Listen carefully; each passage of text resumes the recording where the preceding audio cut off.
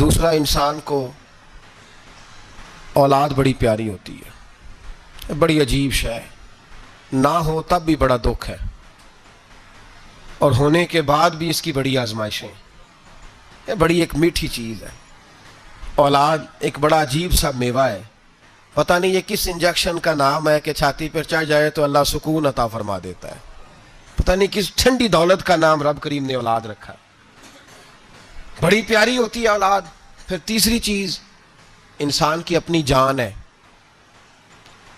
اور یہ اتنی قیمتی شے ہے کہ اللہ کریم نے فرمایا کہ اگر تیری گردن پہ کوئی آدمی پستول رکھ کے تلوار تیرے گلے پہ رکھ کے کہے نا کہ رب کا انکار کر دے ورنہ مار دوں گا، تو فرمایا وقتی طور پہ میری ذات کا انکار کر پر جان بچا جا۔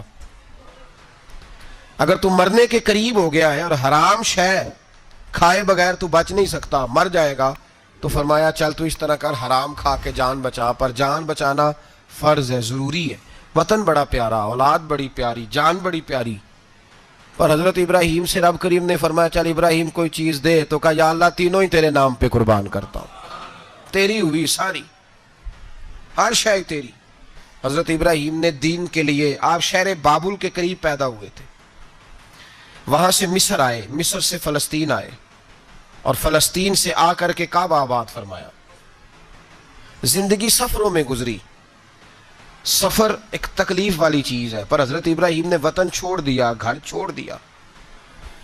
جان بڑی عزیز ہوتی ہے، اصل میں نا جب انسان جد و جہد کرتا ہے نا دین کے لیے، تو اس کے رستے میں بڑی چیزیں آتی ہیں، کبھی اولاد، کبھی گھر، کبھی باہر، کبھی حکومتیں، کبھی سیاستیں، کبھی چدراہٹیں، اس کے رستے میں بڑا کچھ آتا ہے، اور اسے ہر چیز کو فیس کرنا پڑتا ہے۔ گھر کے اندر بھی جنگ ہوتی ہے اور گھر کے باہر بھی لڑائی ہوتی ہے، یہ آسان ہے ہی نہیں۔ ہم تو خیر ہتھیار چھوڑ کے پھینکنے والے لوگ ہیں، ہم بھولے بھالے لوگ ہیں، ہم کہتے ہیں میں نے تو کہا تھا مہندی نہ کرو، پر بیٹے نہیں مانے، تو بولے جو ہوئے۔ اسی طرح حالانکہ اگر وہ بیٹا کہے نا کہ ابا جی لاؤ زندگی میں سارا کچھ میرے نام کرو، تو پھر ہم بولے نہیں ہوتے، اور اس وقت ہم تیز ہوتے ہیں، کہتے ہیں یہ کیسے ہو سکتا ہے، ہاتھ کاٹ کے دے دوں، اس وقت نہیں۔ دین کے معاملے میں بولے ہوتے ہیں، بیٹا بد مذہب کے پاس جا رہا ہے تو اس وقت ہم بولے بھالے ہیں، کوئی عرض نہیں، لیکن اگر وہ اپنی پسند کی شادی کرے ہمیں کراس کر کے، پھر ساتھ ہی ہم تیز ہو جاتے ہیں۔ تو حضرت ابراہیم نے جب دین کے لیے نکلے تو جد و جہد کی، گھر کے اندر بھی گھر کے باہر بھی۔ آپ کے والد کا نام طارق ہے، وہ توحید پرست تھے، ایماندار تھے، پرہیزگار تھے۔ آپ کے چچا کا نام آذر ہے، وہ بت پرست تھے، بت بیچا کرتے تھے۔ حضرت سیدنا ابراہیم علیہ السلام جب میدان عمل میں نکلے تو حضرت ابراہیم علیہ السلام نے اپنے گھر سے جہاد شروع کیا، لڑنا پڑا، گھر کے اصولوں سے، چچا نے جو رواج بنائے ہوئے تھے اس رواج سے ٹکرائے۔ فرمایا میں اپنے گھر کے اندر یہ بت پرستی نہیں ہونے دیں گا۔ چچا کو ایک دفعہ نہیں، بار بار 100 دفعہ سمجھایا۔ آپ کا چچا بت بنا کے بیچا کرتا تھا۔ حضرت ابراہیم علیہ السلام تھوڑے بڑے ہوئے تو کہنے لگا کہ چلو میرے ساتھ، تم بھی بت بیچنے ہیں، ہمارا کاروبار ہے۔ حضرت ابراہیم ساتھ نکلے تو بت پکڑا ہے، گندے پانی کے اندر اس بت کو ڈبوتے ہیں، کہتے ہیں کسی نے خریدنا تو خرید لو، نہ یہ نفع دے سکتا ہے نہ نقصان دے سکتا ہے، جو اپنا آپ نہیں بچا سکتا تمہیں کیا بچائے گا، خریدنا ہے تو خرید لو۔ چچا کہنے لگا تو کاروبار چمکا رہا ہے کہ تباہ کر رہا ہے۔ گھر میں بڑے معاملات خراب ہوئے، جھگڑے ہوئے، لیکن حضرت ابراہیم علیہ السلام ایک منٹ کے لیے بھی اپنے گھر کے اندر بھی کمپرومائز کرنے کو تیار۔ یہ تھوڑا مشکل میں نے پہلو چھیڑ دیا ہے، یہ تھوڑا مشکل پہلو چھیڑ دیا ہے، بڑا سمجھدار آدمی ہے پر بیوی سے پردہ نہیں کرا سکتا، سیانا ہے، پنچایت کا بندہ ہے، جو اس سے آپ کہیں گے وہ بات یہ سنائے گا، لیکن کہتا ہے نہیں جی میں نے کوشش کر لی ہے۔ کس قسم کی کوشش ہے صاحب، یہ کیسے ہو گیا؟ حضرت ابراہیم علیہ السلام نے گھر کے اندر سے فرمایا نہیں کرنے دوں گا، گھر کے اندر بھی ٹکرائے، فرمایا تم جو بھی ہو پاش پاش کیا چچا کے اصولوں کو، اور باہر جب نکلے تو صرف علاقے کے چیئرمین سے نہیں ٹکرائے، ایم پی ایم این اے وزیر مشیر سے نہیں ٹکرائے، سپر پاور نمرود دنیا کا واحد حکمران تھا اس وقت، دوسرا کوئی حکمران ہی نہیں تھا، اکیلے حکمران سے جا کر ٹکرائے، کوئی ساتھ فوج نہیں تھی، کوئی ساتھ ان کے طاقت بظاہر دنیا داری کی کوئی نہیں تھی، پر حضرت ابراہیم جا کے ٹکرائے، اور میرے رسول پاک صلی اللہ علیہ وسلم نے سند بیان کی، فرمایا افضل الجہاد کلیمت الحق عند سلطان الجابر، فرمایا سب سے افضل جہاد یہ ہے کہ تو ظالم بادشاہ کے سامنے کھڑے ہو کے حق بات بیان کر دے. یہ سب سے بڑا جہاد ہے. یہ سب سے افضل الجہاد ہے کلمۃ الحق عند السلطان الجابر. سب سے بڑا جہاد. حضرت ابراہیم کھڑے ہو گئے, سپر پاور سے ٹکرائے. یہاں ہم لوگ حکمتوں کا شکار ہیں, دیکھیں گے, کریں گے, سوچیں گے, اور مولوی صاحب کو ویسے کہتے ہیں آپ پرہیز کریں سیاسی باتوں سے. بھئی اللہ کے ہر نبی نے جا کے وقت کے ظالم حکمران کو لتاڑا ہے, للکارا ہے. یہ تو مشن انبیاء ہے. حضرت سیدنا ابراہیم علیہ السلام نے جو اس کو جا کے کہا کہ تو جھوٹ بولتا ہے, تو جھوٹا ہے, تو خدائی کا دعویٰ کرتا ہے, تو بہت بڑا ظالم ہے. اور قرآن مجید نے اس ساری بات کو بیان فرمایا. حضرت ابراہیم علیہ السلام سے کہنے لگا میں رب ہوں. تو آپ نے فرمایا میرا رب تو وہ ہے جو زندہ کرتا اور مارتا ہے. تو پھر آپ حق بات بیان کریں گے تو اللہ مارے گا کہ بندہ مارے گا؟ کچھ بھی نہیں ہوتا, کیونکہ زندگی موت کس کے ہاتھ میں ہے؟ اللہ کے ہاتھ میں. زندگی موت اللہ, کچھ بھی نہیں ہوتا. انسان صحیح سمت کا تعین کرے اور صحیح چلے. حضرت علی شیر خدا سے کسی نے کہا تھا کہ آپ کے بڑی دشمنی ہے, کوئی محافظ رکھ لیں. آپ فرمانے لگے موت خود بہت بڑی محافظ ہے, وقت سے پہلے آتی ہی نہیں. بڑی محافظ ہے وقت سے پہلے. علامہ نورانی رحمۃ اللہ تعالیٰ علیہ کراچی جیسے شہر میں رہا کرتے تھے, جہاں گام گام پہ خطرہ تھا. لوگوں نے کہا حضرت اتنے بڑے لیڈر ہو, آپ کی جماعت کی 62 سیٹیں ہوئی قومی اسمبلی میں, ایک ایسا وقت بھی آیا تو کوئی ایک آدمی بندوق والا. آپ فرمانے لگے مجھے ضرورت ہی نہیں, اس لیے کہ جس خدا رسول کے لیے میں نکلا ہوں وہ خود ہی حفاظت کرنے والے ہیں, ضرورت نہیں ان چیزوں.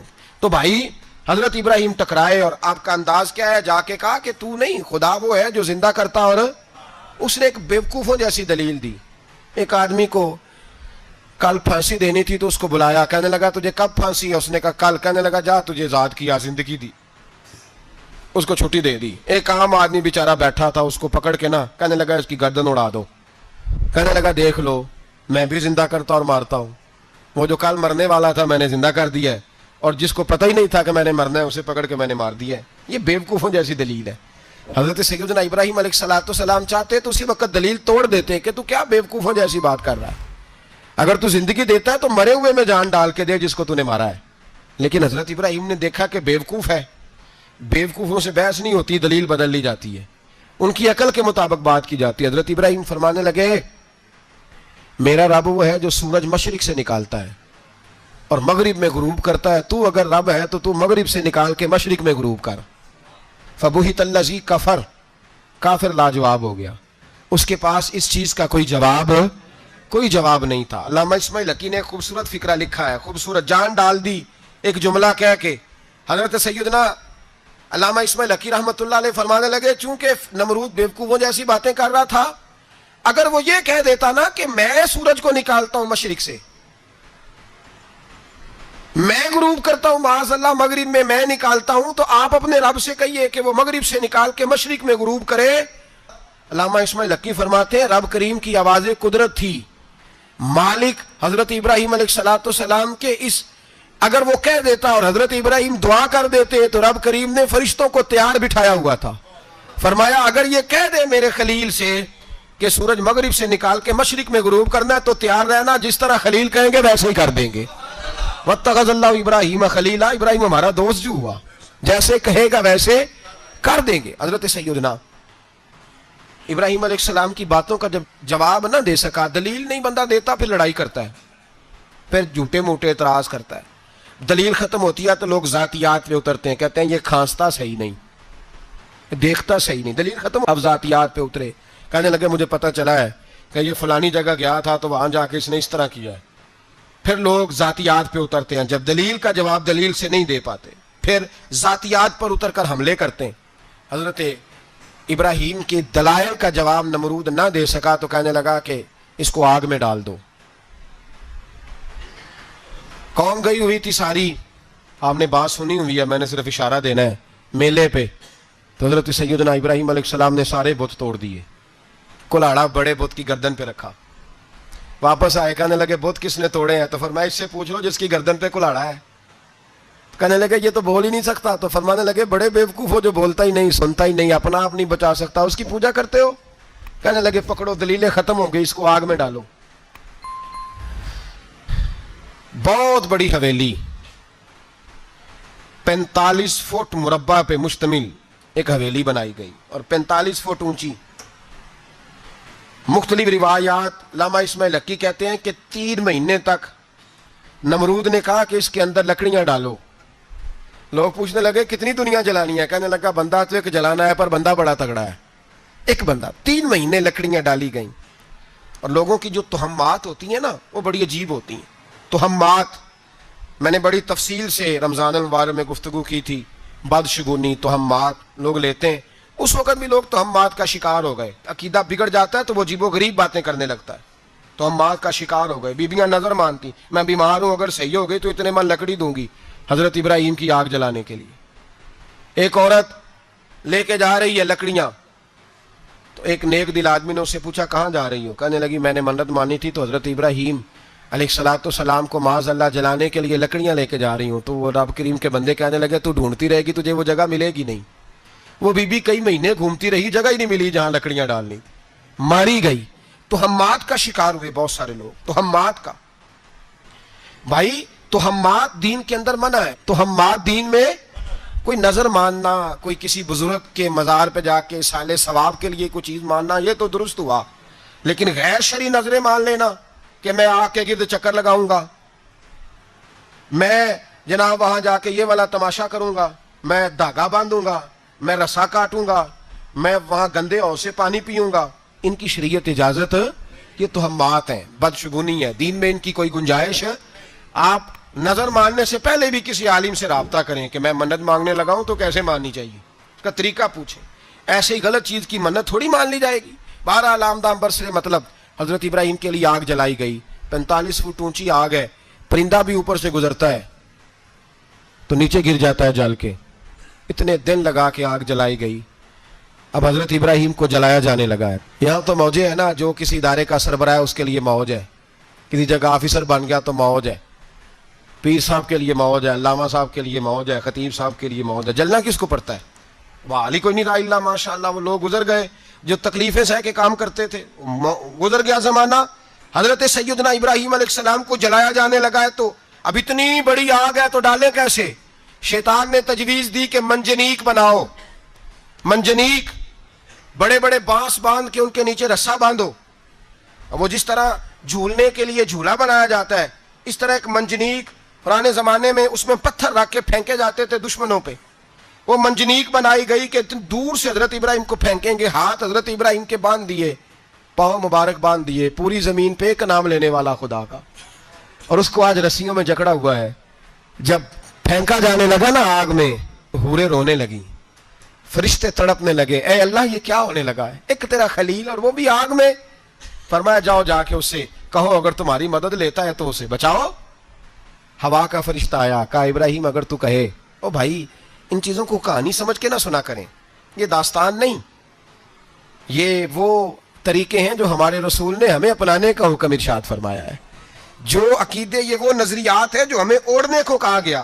اپنے رب کریم کی رضا پہ راضی رہنے کے یہ وہ خوبصورت مواقع ہیں صوفیاء نے جن کو بنا کر سمجھا کر ہم تک پہنچایا ہے. یہ ہے اہل طریقت کی باتیں. وہ کہتے ہیں یار جس حال میں رکھے راضی رہنا ہے. حضرت ابراہیم علیہ السلام کو پھینکا جا رہا ہے، فرشتہ آیا، اے اللہ کے خلیل اگر حکم دو تو اتنی ہوا چلاؤں کہ نمرودی جل جائیں سارے، آگ ان پہ پھینک دی جائے. آپ نے فرمایا تو جا، تجھ سے مجھے کوئی کام نہیں. تھوڑی دیر کے بعد پانی کا فرشتہ آیا، کہا حضور اتنی بارش برساؤں گا کہ آگ بجھ جائے گی. فرمایا تو جا، تجھ سے کوئی کام نہیں. اب جب منجنیق میں رکھ دیے گئے، آگ میں جانے کا لمحہ ہے، تیاری ہے، حضرت جبریل امین حاضر خدمت ہوئے. کہا ابراہیم کوئی حاجت؟ فرمایا تجھ سے کوئی نہیں. کہا چلو مجھ سے نہیں تو رب کریم سے ہی بات کر لو، مجھے پتا ہے میں چھوٹا ہوں، آپ مجھ سے مدد کیوں لوگے، رب کریم سے ہی بات کر لیں. تو حضرت ابراہیم کہنے لگے جبریل یہ بتا، رب کو نہیں پتا اس کا خلیل کس حال میں ہے؟ اسے نہیں پتا میں کس حال میں ہوں؟ میرے ہاتھ بندھے ہیں، پیر بندھے ہیں آگ میں، اسے نہیں پتا؟ بتایا تو اسے جاتا ہے جس سے خبر نہ ہو. تو اگر اسے پتا ہے تو اگر وہ جلانے پہ راضی ہے تو میں بھی جلنے کو تیار ہوں، میں تیار ہوں، میں تیار ہوں. اسے کہو ٹھیک ہے. حضرت سیدنا ابراہیم علیہ السلام کو منجنیق میں ڈال کے جو پھینکا آگ میں، یا نارکونی بردم و سلامن علی ابراہیم، اللہ نے فرمایا اے آگ میرے ابراہیم پہ ٹھنڈی بھی ہو جا اور سلامتی والی بھی ہو جا. حضرت ابراہیم کو 2 فرشتوں نے بٹھا دیا زمین پہ، پھول کھلے ہیں. کونپلیں مہک رہی ہیں, کلیاں خوشبو دے رہی ہیں. حضرت ابراہیم نے سر سجدے میں رکھ دیا, سبحان اللہ والحمد للہ ولا الہ الا اللہ واللہ اکبر. حضرت ابراہیم اللہ کی تسبیح پڑھنے لگے, رب کریم کا شکر بجا لانے لگے. نکلے وہاں سے, کچھ دن گزر گئے, نکلے, حکم ہو گیا ابراہیم علاقہ چھوڑ دو. حضرت ابراہیم علیہ السلام وہاں سے نکل کے مصر آئے, چچا کے پاس ٹھہرے. انہوں نے اپنی بیٹی جناب سارہ کا نکاح کر دیا. کچھ آگے بڑھے تو ایک ظالم بادشاہ سے ٹکرائے. اس نے ایک شہزادی, ایک بادشاہ کی بیٹی قید کی ہوئی تھی, جناب ہاجرہ نام تھا, ان کو قید سے چھڑا کے ساتھ لائے. حضرت لوط علیہ السلام بھی ساتھ. یہ 4 لوگوں کا قافلہ چلا, فلسطین میں جا کے پڑاؤ ڈالا, گھر بار چھوڑا, تبلیغ شروع ہوئی.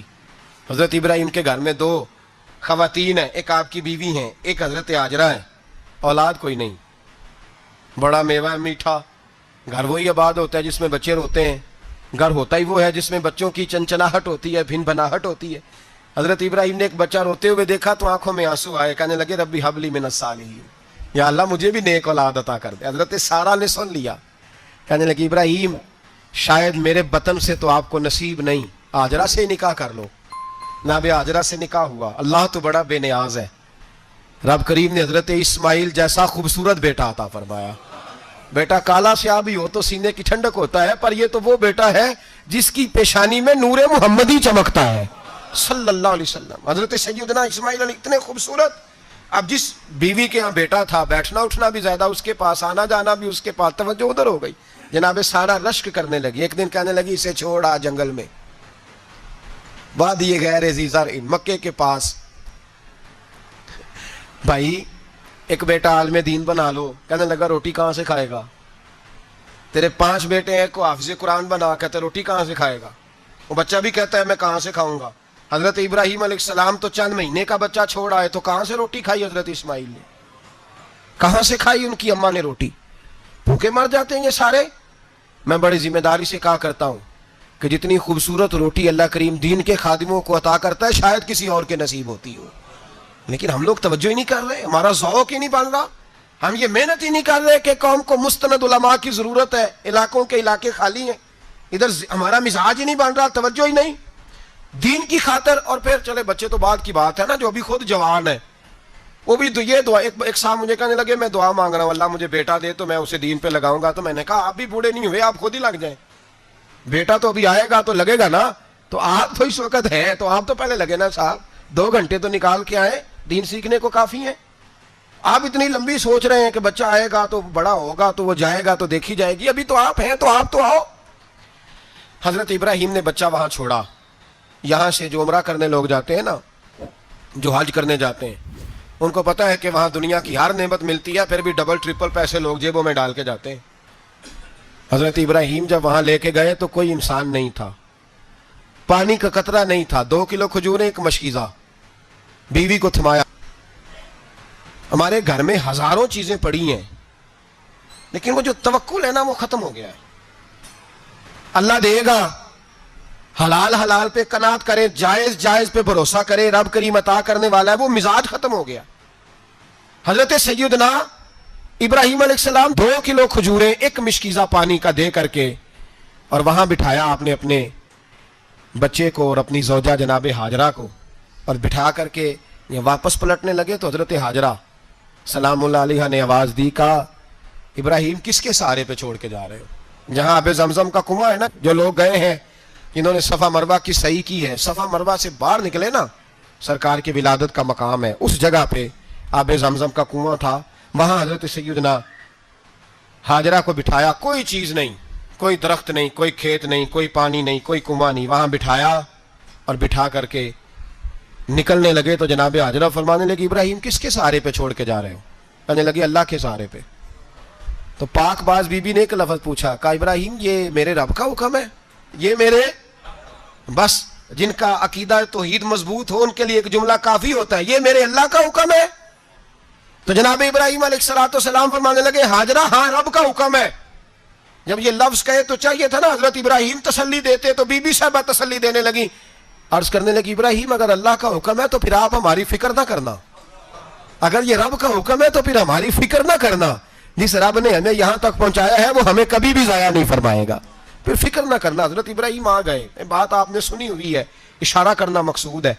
13 سال میں چلے مان بھی لیا جائے بعض روایات کی روشنی میں کہ آتے جاتے بھی رہے, لیکن مکمل دیکھ بھال اپنے بچے کی پرورش میں پورا حضرت ابراہیم علیہ السلام کا کردار, سارا کردار ماں کا تھا. میں جب خواتین کے بارے میں کوئی بات کرتا ہوں تو میں آپ کو اکثر کہتا ہوں کہ یہ صرف بیوی کے لیے حکم نہیں ہوتا, یہ ٹریننگ بیٹی کو دینی ہے اور بہن کو دینی ہے. یہ تربیت کریں اپنے گھر میں. میں تجربے کی روشنی میں یہ بات عرض کیا کرتا ہوں کہ بھائی بچے باپ کے فرما بردار اس وقت ہوتے ہیں جب اماں انہیں باپ کا فرما بردار کرتی ہے, اور بچے باپ کے نافرمان بھی تب ہوتے ہیں جب اماں انہیں باپ کا. میں نے اپنے کانوں سے سنا ایک دفعہ ایک بچہ اپنے باپ سے کہہ رہا ہے آپ نے تو ساری زندگی باہر گزار دی, پیسے کمانا کون سا مشکل کام ہے, دکھ سکھ تو سارے اماں نے برداشت کیے, سکولوں میں وہ جاتی تھی, فلانا کام وہ کرتی تھی, فلانا کام. اب یہ سوچ اس کی ذاتی تو نہیں, یہ اس کو دی گئی ہے. اور اگر اس کو یہ سوچ دے دی جائے کہ اماں کہے کہ میں تو اپنوں میں رہی ساری زندگی, میں نے تو اپنوں میں وقت گزارا, اور تیرا باپ تو کئی دفعہ جنازے بھی نہیں پڑھ سکا, اس نے تو ماں باپ ایسے دفن کر دیے, وہ اگر یہ سوچ فراہم کرے تو پھر بچہ باپ کا فرما بردار ہوتا ہے. اور یہ والی روایتیں ہم بیوی کو سناتے ہیں, حالانکہ کس کو سنانی چاہیے بولیے؟ بہن اور بیٹی کو. بہن اور بیٹی کو سنائیں یہ باتیں, ان کو سمجھائیں تاکہ آگے جا کے وہ جو گھر ترتیب دیں وہ گھر بڑا عمدہ اور نکھرا ہوا ہو.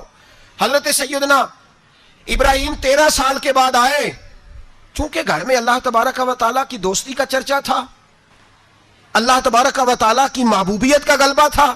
13 سال کے بعد فلما بالغ معہ سعیا, بیٹا جب اتنا بڑا ہوا کہ ساتھ چلنے لگا تو حضرت ابراہیم نے اپنے بیٹے کو بلا کے کہا بیٹا مجھے خواب آئی ہے, میں تجھے ذبح کر رہا ہوں, تیری کیا رضا ہے؟ تو حضرت اسماعیل کہنے لگے یا ابت افعل ما تؤمر, ابا جی اللہ جیسے حکم دیتا ہے میرے ساتھ ویسے ہی کریں, جیسے اللہ حکم دیتا ہے ویسے ہی بولیے ویسے ہی کریں. حضرت حاجرہ کو کہا کہ ایک دوست نے دعوت کی ہے تو وہاں جا رہے ہیں, بی بی مطمئن ہے, تفصیلات کی ضرورت نہیں, ختم بات, اعتبار ہے, مطمئن ہو گئی. شیطان پیچھے سے آیا اماں کے پاس, ذرا تھوڑی دیر کے لیے تصور جمائیے, یہاں تو پڑوسن آ کے کوئی بات بتا دیتی ہے خاوند کے بارے میں تو کئی مہینے جھگڑا جاری رہتا ہے, پڑوسن محلے دار. شیطان نے آ کے بتایا لفظ کیا ہے, کہا حضرہ تمہیں پتا ہے کہاں جا رہے ہیں؟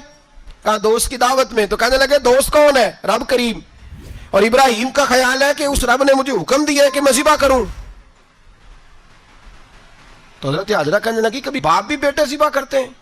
تو شیطان کہنے لگا ان کا خیال ہے کہ ان کے رب نے حکم دیا ہے. تو جناب حاجرہ فرمانے لگی اگر رب نے حکم دیا تو پھر تو مجھے شیطان لگتا ہے, تو مجھے شیطان لگتا ہے. کہا کیا مطلب؟ فرمانے لگی اگر رب کریم کا حکم ہے تو میرے پاس ایک اسماعیل ہے, اگر 1000 بھی ہوتے میں سارے اللہ کے راستے میں پیش کر دے دیتی. مالک کا ہی تو ہے سارا کچھ, اسی کا ہے, اس میں لیت اللہ کی کیا گنجائش. حضرت سیدنا ابراہیم علیہ السلام نے بیٹے کے حلق پہ چھری رکھ بھی دی اور چھری چلا بھی دی, رکھ بھی دی, اور وہ تو اللہ کریم نے فرمایا یا ابراہیم قد صدقت الرؤیا, ابراہیم تو نے خواب سچا کر دکھایا, وہ قیامت تک تیرا نام رہے گا. حضرت ابراہیم نے وطن بھی دیا, جان بھی دی, بیٹا بھی, اللہ کریم نے دمبے دیے, فرمایا یہ فدیہ ہے. اب یہ قربانی قیامت تک حضرت ابراہیم کے طریقے کے مطابق جاری ہے. حضرت ابراہیم بہت بڑے مہمان نواز تھے, بہت بڑے. آپ جب مصر میں قیام تھا تو بڑے بڑے لمبے چوڑے لنگر پکتے تھے, لوگ آیا جایا کرتے تھے, بڑا تفصیل کے ساتھ کھانا ہوتا تھا. مہمان نوازی آپ کی خاص صفت مبارکہ ہے. ہمارے ہاں بھی مہمان نوازی ہوتی ہے امیروں کی, بلکہ اب تو مہمان نوازی اس طرح کی ہے کہ کل تیری میرے پاس دعوت ہے اور پرسوں میری تیرے پاس ہے. وہی امیروں میں وہ چکر رہتا ہے, پارٹیاں دوست ایک دوسرے کو ڈالتے ہیں, تیری طرف پارٹی تیری طرف, اور اسی انداز میں اب یہ عید آئے گی نا ٹکا پارٹیاں ہوں گی جگہ جگہ, اور لوگ سوال پوچھنے لگے ابھی سے, کہتے ہیں قربانی کا کتنا گوشت گھر رکھنا جائز ہے, قربانی کا کتنا گوشت گھر رکھنا جائز ہے؟ سارا ہی جی, اس لیے فریزر لے لے, فریج سے نہیں کام چلے گا, سارا ہی جہاز گھر رکھنا سارا ہی جائز ہے, رکھ لیں. اور خدا کے بندے, قربانی وہ بندہ دیتا ہے جو سارا سال ہی گوشت کھاتا ہے, صحیح کہہ رہا ہوں؟ قربانی صاحب نصاب صاحب استطاعت بندہ دیتا ہے نا, تو وہ سارا سال ہی گوشت, تو سارا گھر میں رکھنا بھی جائز ہے, لیکن سارا دے دینا بھی. تو جو آ رہی ہے اس پہ کیوں توجہ کرتے ہو, جو دوسرا جائز ہے اس پہ کیوں نہیں عمل کرتے؟ سارا تقسیم کر دیں, بات ختم ہوئی. یقین کریں محرم میں جا کے دوست ٹیلی فون کر کے سوال پوچھتے ہیں, کہتے ہیں صاحب سنا ہے قربانی کا گوشت محرم میں کھانا جائز نہیں. میں کہ نہیں, ربیع الاول بھی جائز جے, رجب رمضان تک کھاؤ, کوئی بندہ نہیں منع کرتا, اس لیے کہ کسی کو دینا تو پسند ہی نہیں. یا پھر اس میں سے جو خاص خاص چیزیں ہیں وہ اپنی فریج میں, اور باقی جو ہے وہ دوسروں کے لیے. یہ کیا طریقہ ہے ہمارا, اور اسی پہ عمل ہے. اللہ تبارک و تعالی ہمیں سمجھنے کی توفیق عطا فرمائے. حضرت ابراہیم بہت بڑے مہمان نواز تھے. صرف قربانی نہیں دیتے تھے, سارا سال بہت سارا لنگر, بہت سارا کھانا پینا, بہت ساری چیزیں جاری رہتی تھی. اور جتنے غریب لوگ تھے فلسطین کے, ان کو پتا تھا کہ حضرت ابراہیم علیہ السلام کا لنگر جاری ہے فلسطین میں جب آپ کا قیام تھا. ایک دفعہ ڈھیروں مہمان آ گئے اور کھانے کو کوئی چیز نہیں. حضرت سارہ اور جناب ہاجرہ دونوں اس وقت موجود تھیں. وہ کہنے لگی ابراہیم بہت سارے مہمان آ گئے تو کیا کریں. جناب سارہ کہنے لگی کس طرح کر کے ان کی مہمان نوازی کرنی. اور حالات یہ ہے کہ قحط پڑا ہوا ہے فلسطین میں, مصر میں, دور دراز علاقوں میں. تو حضرت ابراہیم کہنے لگے یہ اللہ کے مہمان ہیں اور ہمیں رب کریم کا بندہ سمجھ کے آ گئے ہیں, اللہ ہی بندوبست کرے گا. فرمانے لگے میرا مصر میں ایک دوست ہے, وہ قحط کے دنوں میں غلہ جمع کر لیتا ہے, میں اس کی طرف پیغام بھیجتا ہوں, مجھے امید ہے وہاں سے غلہ ملے گا. 2-3-5 اونٹ والے غلام بلائے اور ان کو کہا کہ جاؤ غلہ لے آؤ مصر کے دوست سے. وہ لوگ کہتے ہیں ہم غلہ لینے گئے, وہاں جب پہنچے تو حضرت ابراہیم خلیل اللہ علیہ السلام کا پیغام دیا تو آپ کا وہ دوست کہنے لگا غلہ تو بے شمار تھا, مجھے خبر نہیں تھی کہ حضرت ابراہیم کا پیغام آئے گا, تو میں تو سارا تقسیم کر چکا ہوں. لوگ لے گئے, اب تو کوئی شے نہیں. اب وہ خالی آ گئے 5 کے 5 اونٹ. جب خالی آئے تو حضرت ابراہیم کی حویلی کی دیواریں چھوٹی چھوٹی تھیں. ان غلاموں میں سے, خادموں میں سے, آپ کے ان چاہنے والوں میں سے ایک کہنے لگا یار وہ غریب تو انتظار کر رہے ہوں گے کہ غلہ لینے گئے ہیں, ہمیں روٹی ملے گی. چھوٹی چھوٹی دیواریں ہیں, وہ جب دیکھیں گے نا خالی آ گئے تو انہیں تکلیف ہوگی. اس طرح کرو بوریوں میں ریت بھر لیتے ہیں, ریت بھر کے لے جاتے ہیں, بعد میں اندر رکھ کے انہیں سمجھا بہلا لیں گے یا حضرت ابراہیم کو بتائیں گے, وہ خود ہی ان لوگوں کی دل جوئی فرمائیں گے. اب غلہ کی جگہ ریت بھر کے اونٹوں پہ رکھ کے لائی گئی. لا کے بوریاں جب رکھ دی گئیں, حضرت ابراہیم علیہ السلام دوپہر کے وقت آرام فرما رہے تھے. بی بی سارہ اٹھی, کہتی ہیں جب میں نے دیکھا نا کہ بوریاں پہنچ گئی ہیں تو گئی, غلام کو ساتھ لیا اور اس کو جب کھولا نا تو کہتی اتنی حسین گندم میں نے پہلے کبھی دیکھی نہیں تھی, اتنا پیارا دانا میں نے کبھی ملاحظہ ہی نہیں کیا تھا. فرماتی ہیں جب اس کو پیس کر چکی میں روٹیاں پکائیں تو خوشبو دور دور تک پھیل گئی, اعلیٰ غذا بنی.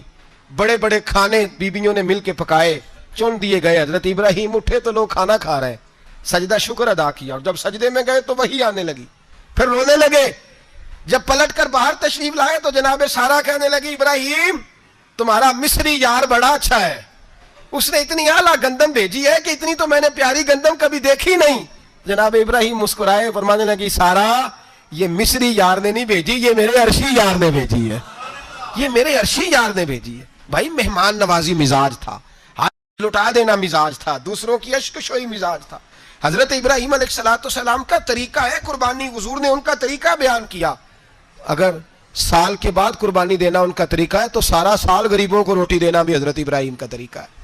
سارا سال غریب کی نوکری کرنا یہ بھی حضرت ابراہیم کا طریقہ ہے. بھوکے کو کھانا کھلانا یہ بھی. میرے مصطفیٰ کریم سید عالم صلی اللہ علیہ وسلم سے صحابہ نے پوچھا حضور بہترین مسلمان کون ہے, بہترین مسلمان؟ تو حضور نے فرمایا جو سلام لینے میں پہل کرے اور غریب کو روٹی کھلانے میں سب سے اچھا ہو, وہ بہترین مسلمان ہے, زبردست مسلمان.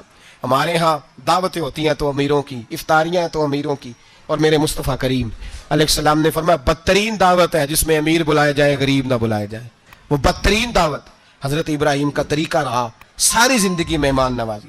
اور دوسرا ان کا مزاج تھا, اللہ سے پیار ہو گیا تھا نا. جب رب کریم سے محبت ہوتی ہے نا اور محبت کا احساس ہوتا ہے دل میں, پھر سجدے لمبے ہوتے ہیں. عام آدمی تو نماز بھی نہیں پڑھ سکتا, اسے خدا سے محبت ہوتی ہے وہ تہجد بھی نہیں چھوڑ سکتا.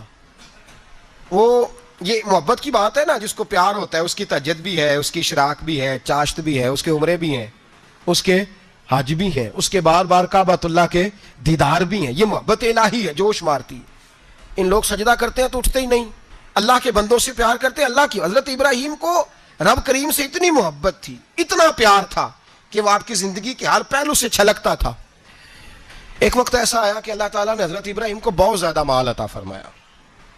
اتنے اونٹ گنے نہیں جاتے, گائیں اتنی زیادہ کہ شمار نہیں ہوتی, بکرے بکریاں اتنی زیادہ کہ شمار، بہت زیادہ مال اللہ نے عطا فرمایا. اور ابھی کچھ عرصہ پہلے آپ پیچھے جائیں نا تو جو لفظ مال تھا وہ روپے پہ تو بولا ہی نہیں جاتا تھا، وہ جانوروں پہ بولا جاتا تھا. بہت زیادہ مال اللہ نے دیا، بکریاں، گائیں، اونٹ، بیل، بڑا کچھ. تو رب کریم نے فرشتوں سے فرمایا کہ واتخذ اللہ ابراہیم خلیلا، ابراہیم میرا دوست ہے. تو فرشتے کہنے لگے یا اللہ جسے اتنا کچھ دیا جائے اس نے دوست تو بننا ہی ہوتا ہے، تو نوازا ہی بڑا ہے، اتنا مال، اتنے کھیت کھلیان، اتنا کچھ. اللہ کریم نے فرمایا جاؤ آزمائش کر لو، امتحان لے لو. فرشتہ امتحان لینے پہنچ گیا. حضرت ابراہیم کے جانور چر رہے ہیں چراگاہ میں، حضرت ابراہیم بھی ہیں، غلام بھی ہیں، بہت بڑا ریوڑ ہے. آپ تشریف فرمائے. ایک فرشتہ آیا تو کھیت میں چھپ کے بیٹھ گیا اور بلند آواز سے کہنے لگا سبحان اللہ والحمد للہ ولا الہ الا اللہ واللہ. یہ تسبیح بڑی پسند ہے، محبوب نے ان کی فضیلت بیان کی. اب وہ حضرت سیدنا ابراہیم علیہ السلام کھڑے تھے تو وہ کھیت میں بیٹھ کے تسبیح پڑھنے لگا سبحان اللہ والحمد للہ ولا الہ الا اللہ. حضرت ابراہیم کہنے لگا یہ میرے رب کا نام کون لے رہا ہے؟ بڑی اس کی میٹھی آواز ہے، بڑی، کون ہے؟ ڈھونڈنے لگے، گھومتے گھومتے اس کے پاس چلے گئے. فرشتہ انسانی شکل میں، تو میرے رب کا ذکر کر رہا تھا؟ اس نے کہا میں ہی کر رہا تھا. فرمانے لگے یار ایک دفعہ پھر نہیں کرتا؟ تو کہنے لگا ابراہیم پہلے تو میں اپنی مرضی سے کر رہا تھا، تو کہتا ہے تو پیسے لگیں گے، پیسے ہیں تو کر دیتا ہوں. حضرت ابراہیم کہنے لگے بول تو کیا لے گا؟ میرے اللہ کا ذکر سنانے کا کیا لے گا؟ کہنے لگا جتنی بکریاں آپ چرا رہے ہیں ساری دے دے تو میں اللہ کا ذکر سنا دیتا ہوں. آپ نے فرمایا بس جا تیری ساری ہوئی، میرے رب کا ذکر سناؤ. اور پھر شروع ہو گیا سبحان اللہ الحمدللہ ولا الہ الا اللہ واللہ اکبر. حضرت ابراہیم علیہ السلام کیف میں، یار پھر ذرا سنا، نہ علماں وچ پھسا سانو، تو یار دی گل سنا سانو، ذرا دوبارہ سنا. میں پھر سنایا، ایک دفعہ پھر کہا. فرشتہ کہنے لگا بس جی آپ کے پیسے پورے ہو گئے. حضرت ابراہیم کہنے لگے چل ایک دفعہ اور سنا. کہنے لگا پیسے لگیں گے. تو کیا لے گا؟ کہنے لگا گائیں بھینسیں ساری میری. فرمایا بس یار اتنی قیمت، تو سنا صحیح، سارا کچھ ہی تیرا. پھر شروع ہو گیا سبحان اللہ والحمدللہ ولا الہ الا اللہ واللہ اکبر. گائیں دے دیں، بھینسیں دے دیں، وہ ذکر سناتا ہے. حضرت ابراہیم کبھی مچلتے ہیں، کبھی روتے ہیں، کبھی آہیں بھرتے ہیں. تو میرے رب کا نام لے رہا ہے، ذرا پھر سے لے. کیف جاری ہے. کہنے لگا بس بھائی. حضرت ابراہیم فرمانے لگے تو اور لے لے جو لینا ہے، مجھے ذکر سنا. اس نے کہا ابراہیم بکریاں میں لے چکا، گائے بھینسیں میں لے چکا، اونٹ رہ گئے، سارے لے لوں گا پھر ذکر سناؤں گا. فرمایا جا تیرا ہوا تو ذکر سناتا رہے، میں دیتا ہوں. دے دیا. کچھ دیر ذکر کیا تو اب خاموش ہو گیا. حضرت ابراہیم خلیل اللہ علیہ السلام فرمانے لگے ذکر سنا. کہنے لگا ابراہیم اب تیرے پاس دینے کو کیا ہے، ہر چیز تو میں لے چکا. آپ فرمانے لگے یہ گائے بھینسیں بکریاں چرانے کے لیے تجھے کوئی نوکر ملازم بھی تو چاہیے نا. تو اس طرح کر مجھے رکھ لے، میں روٹی نہیں مانگوں گا، کھانا نہیں مانگوں گا، تو اللہ کا ذکر سناتا رہنا، میں تیرے جانوروں کی نوکری کرتا رہوں گا. حضرت ابراہیم علیہ السلام نے جب یہ کہا نا، فرشتے کی آنکھوں میں آنسو آ گئے. تر دامنی پہ شیخ ہماری نہ جائیے، ہم دامن نہ چھوڑ دیں تو فرشتے وضو کریں. فرشتہ رو پڑا اور کہنے لگا ابراہیم مجھے سینے سے لگاؤ، آپ واقعی اس قابل ہے کہ اللہ آپ کو اپنا دوست بنائے، واقعی اس قابل ہے کہ رب آپ کو اپنا. حضرت ابراہیم علیہ السلام کا خدا سے محبت کرنے کا نرالا انداز. اور میرے بھائی یہی محبت انہیں میرے مصطفیٰ سے بھی تھی. ایک نبی گھر بنا رہا ہے، دوسرا بنوا رہا ہے. حضرت اسماعیل علیہ السلام پتھر اٹھا کے لا رہے ہیں، جناب ابراہیم بنا رہے ہیں. جب خانہ کعبہ بن گیا تو کہنے لگے ربنا وابعث فیہم رسولا، اے اللہ اب اسے بسانے کے لیے اپنا آخری رسول بھی عطا فرما. نبی پاک فرماتے ہیں میں دعا ہوں حضرت ابراہیم کی. یہ قربانی حضرت ابراہیم کا طریقہ ہے. حضور نے اگرچہ نبی پاک کی اپنی سنت تھی، یہ بھی کہہ سکتے جو سنتی و سنتی ابیکم ابراہیم، میری سنت ہے اور تمہارے باپ ابراہیم کی سنت ہے. یہ نہیں فرمایا. جب صحابہ نے کہا قربانی کیا ہے، فرمایا سنتی ابیکم ابراہیم، یہ تمہارے باپ ابراہیم کی سنت ہے. ہر صاحب نصاب پر قربانی واجب ہے. جو زکوٰۃ کا نصاب رکھتا ہو اس پر قربانی واجب ہے. یعنی ضروریات سے زیادہ اتنے پیسے، جتنے پیسوں سے زکوٰۃ فرض ہوتی ہے، اتنے پیسے جس آدمی کے پاس قربانی سے پہلے آ جائیں اس آدمی پر قربانی کرنا واجب ہے. بکرا، چھترا، دمبا 1 سال کا یا دمبا 6 مہینے کا ہو پر اتنا بڑا محسوس ہوتا ہو کہ لگے کہ 1 سال کا ہے، اس کی قربانی ہو سکتی ہے. جانور میں کوئی عیب نہیں ہونا چاہیے. اتنا کمزور نہ ہو کہ ذبح جہاں اسے کرنا ہے وہاں وہ چل کے جا نہ سکے، اتنا کمزور جانور نہ ہو. اس کے اندر بظاہر کوئی اتنا بڑا نقص نہ پایا جاتا ہو، کانا نہ ہو، لنگڑا نہ ہو، کوئی اس کی ہاتھ نہ کٹے ہوئے ہوں، ایسا نقص جو واضح ہو. بکرا 1 سال کا، گائے اور بھینس یہ 2 سال کی، اونٹ 5 سال کا. اب اس میں یہ ہے کہ ہمارے بہت سارے دوست، چونکہ ہم دیہاتی لوگ ہیں، تو پوچھتے ہیں کہ دوندا نہیں ہے تو چوگا نہیں ہے. تو یہ ہماری پنجابی کی اصطلاحات ہیں، پنجابی کی. شریعت اسلامیہ نے سال بتائے ہیں. یہ تو ہم نے اپنی آسانی کے لیے، یا دیہاتوں میں جو ماحول تھا اس طرح کا جانور لیں، خوبصورت جانور لیں. جو نصاب ہے وہ بھی میں نے آپ کو بتایا. لیکن ایک اور پہلو بھی ہے. نبی پاک صلی اللہ علیہ وسلم پہ زکوٰۃ کبھی فرض نہیں ہوئی، کبھی حضور پہ زکوٰۃ فرض نہیں ہوئی. نبی پاک صلی اللہ علیہ وسلم کے پاس اتنا سرمایہ کبھی اکٹھا ہوا ہی نہیں کہ زکوٰۃ فرض ہو. لیکن نبی پاک کے صحابہ فرماتے ہیں کہ مدینے کے 10 سالوں میں اللہ کے رسول نے ہر سال قربانی فرمائی ہے، ہر سال قربانی دی. اور جس سال حضور حج کرنے گئے اس سال اللہ کے نبی نے 63 اونٹ ذبح فرمائے. اور حضور صلی اللہ علیہ وسلم جب اونٹ ذبح کرنے لگتے نا تو صحابہ کہتے ہیں اونٹ خود دوڑ کے حضور کے سامنے آ کے لیٹ جاتا، اور نبی پاک اسے ذبح کرتے اور فرماتے ہیں ایک دوسرے کو دھکے دیتے اونٹ کے، پہلے میں نے جانا ہے ذبح ہونے کے لیے، پہلے میں نے. انہیں پتا تھا کہ جو مصطفیٰ کے ہاتھوں ذبح ہوگا وہ تو دائمی زندگی پا جائے گا، یہاں بھی وہاں بھی زندہ. 63 اونٹ ذبح کیے. ایک اونٹ میں کتنی قربانیاں ہوتی ہیں؟ 7. اب 63 کو 7 سے ضرب دو گے تو کتنی بنے گی؟ اور پھر نبی پاک صلی اللہ علیہ وسلم نے 10 سال مدینہ منورہ میں قربانی دی، ہر سال.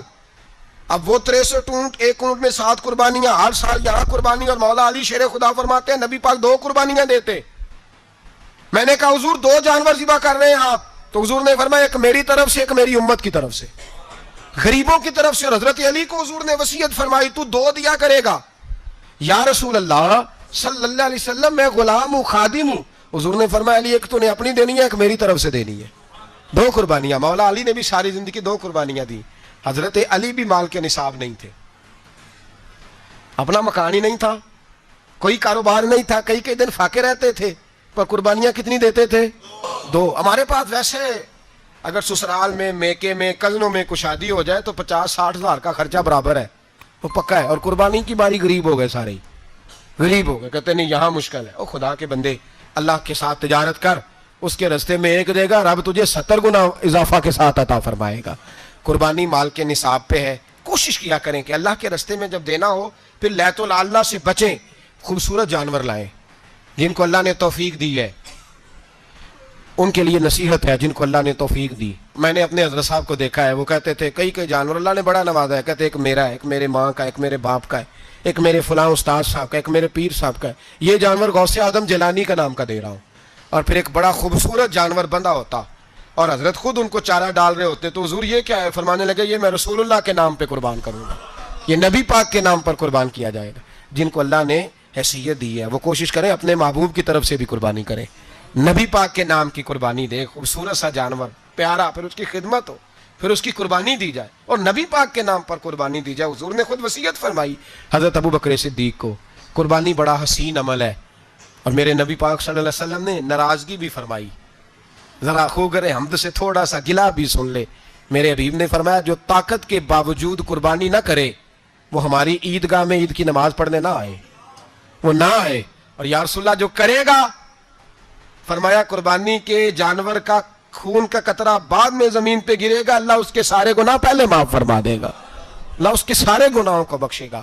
قربانی کریں، خوبصورت انداز میں کریں، اللہ کی رضا کے لیے. بزرگوں نے لکھا ہے 3 حصے کرو گوشت کے، ایک گھر میں رکھو، ایک رشتہ داروں میں بانٹو، پڑوسیوں میں بانٹو، اور تیسرا فقط غریبوں کو دو. لیکن میں اکثر یہ سوچتا ہوں کہ ہمارے ہاں قربانی کرتا ہی وہ ہے جن کے گھر میں ہر جمعرات کو چھوٹا گوشت پکتا ہے، اور جن کے گھر میں ہفتے میں 3 دفعہ مرغی کا گوشت پکتا ہے، وہی تو قربانی دینے کے قابل ہوتے ہیں. تو وہ بھی اگر قربانی کے بکرے میں سے بھی تیسرا رکھنا چاہیں تو اجازت تو ہے. میں نے کہا سارا رکھنے کی بھی اجازت ہے، لیکن اگر آپ مہربانی کریں، کوشش کریں کہ یار ہم تو سارا سال ہی کھاتے ہیں، اور ہمارے یہاں جو گوشت تقسیم ہوتا ہے نا وہ بھی باری لگی ہوئی ہے. ادھر سے پلیٹ آئی تھی گوشت کی تو ادھر سے بھر کے چلی گئی. بھئی اس نے کی ہے، اس کو بار بار گوشت دینے کا کیا مطلب ہے؟ آپ یہ دیکھیں عزیزوں میں، رشتہ داروں میں، اور میں اگر تھوڑا سا آپ کی توجہ کرانے میں کامیاب ہو جاؤں تو سفید پوش لوگوں کو دیکھیں. کچھ سفید پوش ہیں، سفید پوش جن کے اوپر قرضے ہیں، بیماریوں نے جکڑ لیا ہے، گھر میں بڑے بڑے سخت مریض آ گئے ہیں. سفید پوش پہلے دیا کرتے تھے. آپ ان سے پوچھتے ہیں صاحب قربانی، تو بات کو ٹالتے ہیں. وہ کہتے ہیں سوچ رہا ہوں کوئی حصہ اسا ڈال جائے، پردہ پوشی کرتے ہیں، کہتے ہیں کہیں حصہ رکھا ہوا ہے، پردہ پوش. اکثر وہ لوگ قربانی نہیں دے پاتے، اکثر دیا کرتے تھے اب نہیں دے پا رہے. کیوں؟ اس لیے کہ مشکلات ایسی آ گئیں. ان لوگوں کا خیال کریں، ان کے گھروں تک گوشت پہنچا کے آئیں، ان پر توجہ کریں. وہ سفید پوش آدمی کبھی ذکر نہیں کرے گا. کچھ تو ایسے ہیں جو خود پہنچ جاتے ہیں کہ ہمیں گوشت دیا جائے، لیکن کچھ سفید پوش ہیں لا یسألون الناس الہافا. اللہ فرماتے ہیں کچھ لوگ لپٹ لپٹ کے سوال نہیں کرتے، سفید پوشی کا بھرم رکھتے ہیں، کا مزاج نہیں. ان کی طرف دیکھیں، اپنے رشتہ داروں کو دیکھیں، خاص کر